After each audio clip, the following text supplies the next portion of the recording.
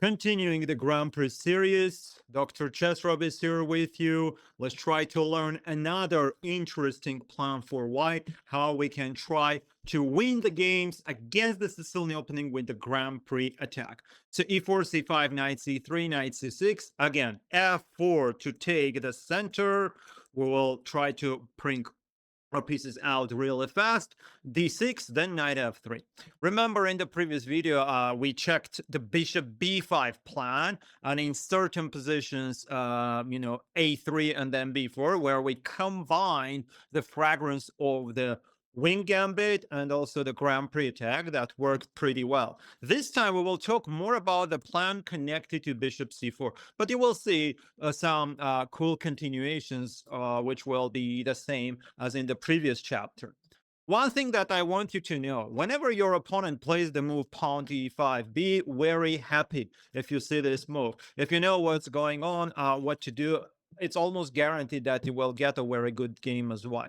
First of all, you can just play bishop c4 and your bishop will get the f7 square. It's a rare situation because usually black's pawn is on e7 or on e6 can cover that weakness. But here you have a chance to do a fried liver attack, like knight f6 and then knight g5 at some point. I'm not going to say immediately, but at some point you can do it.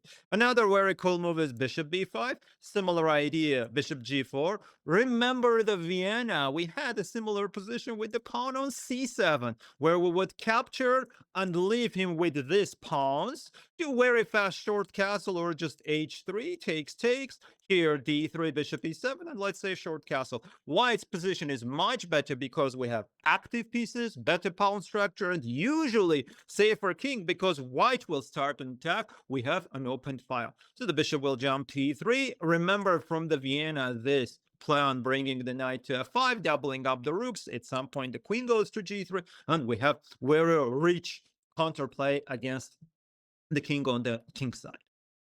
Another interesting move for black is pawn g6, and I want to focus our attention to this move. In the previous video, we talked a lot about bishop b5. I want you to know about bishop c4 as well. The bishop will try to get the pawn on f7. Bishop goes to g7, then we do short castle. And there are usually two ways to play as black. One is the move pawn e6. We will save this for the end. Another move is knight f6, a very normal move. What can be wrong with this move? Bringing the knight out, doing short castle, developing our pieces. Remember, this will work when we don't play anything non-standard. We just play normal, classical, closed Sicilian or open Sicilian. This setups will work for black. But against Grand Prix, it's not that good. You just go with d3 short castle. If you saw the previous video, you know what to do as well. Of course, queen e1, same plan. a6, queen h4. We don't care what's going to happen on the queen side. Sure, don't give the bishop for free, but our plan is, again, f5 takes. Whoever checked the video knows the answer. Bishop h6 takes, queen h6. And then your knight jumps to g5. You will get this knight by the rook or bringing the knight. Remove that defender, bringing the knight to d5 or capturing the pawn on e4. It's a checkmate soon. Even if black goes for knight a5, queen h4, knight c4 takes, same story. I analyze a very interesting line, which is after bishop e6, b3, I thought that, oh, this is a big blunder after knight e4, black is going to get the rook. This stockfish says, I don't care, knight e4. After bishop here, pawn f5.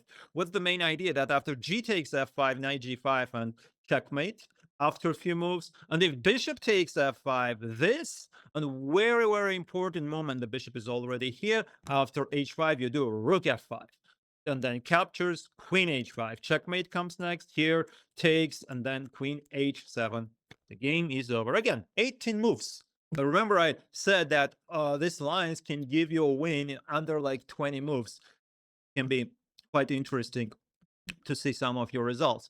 So this is with the move like knight f6. What happens after e6?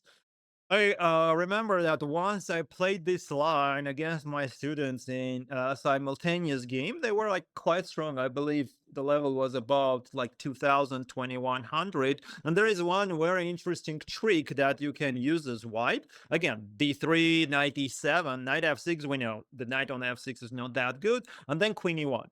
Here, the best plan for black is to play the move d5, like short castle, and then try d5 as soon as possible, or play immediate knight e7 and d5. But so many players don't know about it. And after d3, knight e7, queen e1, short castle, we do f5. They don't go for d5. They don't want to get that counterplay. Instead, they capture either with the g pawn or with the f pawn. In that game, my students played e takes f5. It's a very healthy move because logically, you mustn't open up your own king.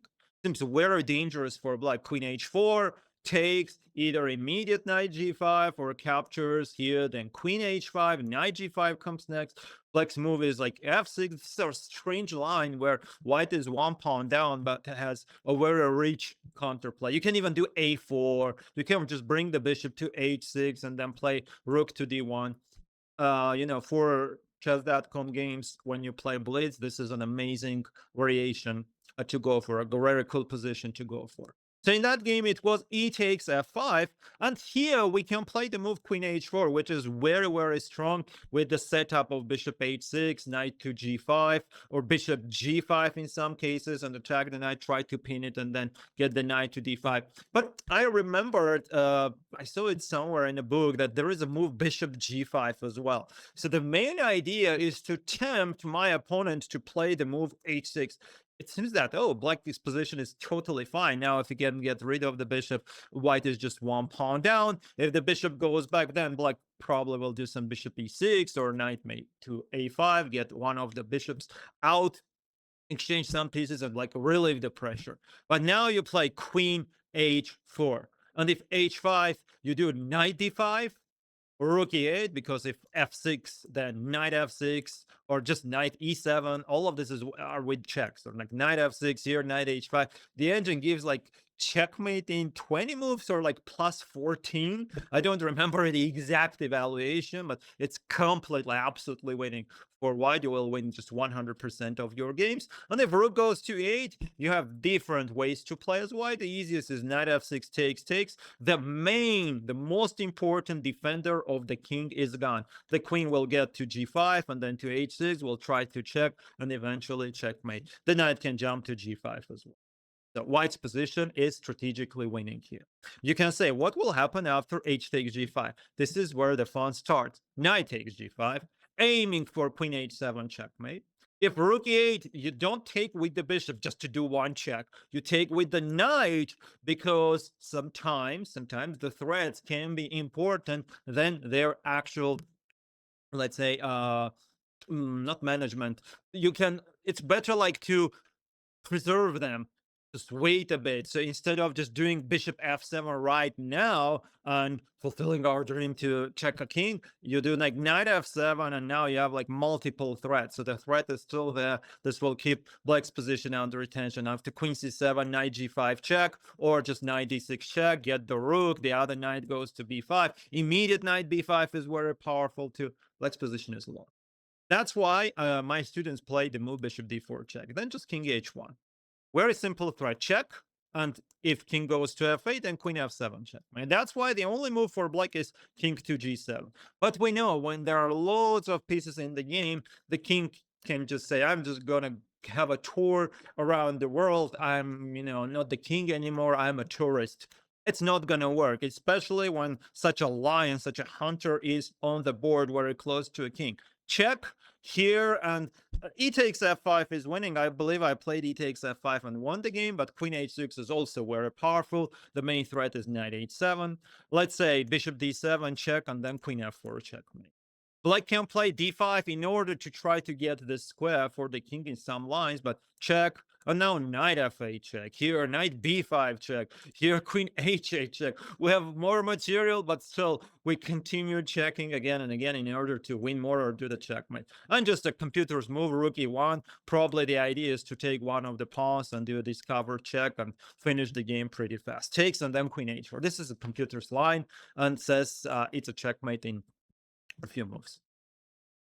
This is the second way to play with the Grand Prix attack. So first one was bishop b5 capturing. In some positions, a3, b4, mixing, combining, doing a hybrid with the wing gambit. And of course, the bishop c4 plan, where your bishop can be very helpful for an attack. And remember, whenever you have this bishop and he plays e5, say thank you so much. You opened up the main weakness, the pawn on f7. Otherwise, you do the same plan. d3, queen to e1, and then queen h4. He goes with the knight to f6, d3, queen e1, queen h4, pawn f5, bishop f, bishop goes to h6, exchange that defender, and eventually try to get his king. It's over. The Sicilian is down for now. Now you have lots of lines that you can try as white with the classic knight f3. If you want to learn all the theory, be a chess nerd as I am, just learn as much as possible, like 4 months. Or if you want to have fun, here it is, the wing gambit. You have the Grand Prix attack. You have the b4, which was wing gambit, and the d4, which is the Smith Mora. So that's, those are my answers against the Sicilian. Clinic is over. Let's go and have some party. See you in the next videos. Adios.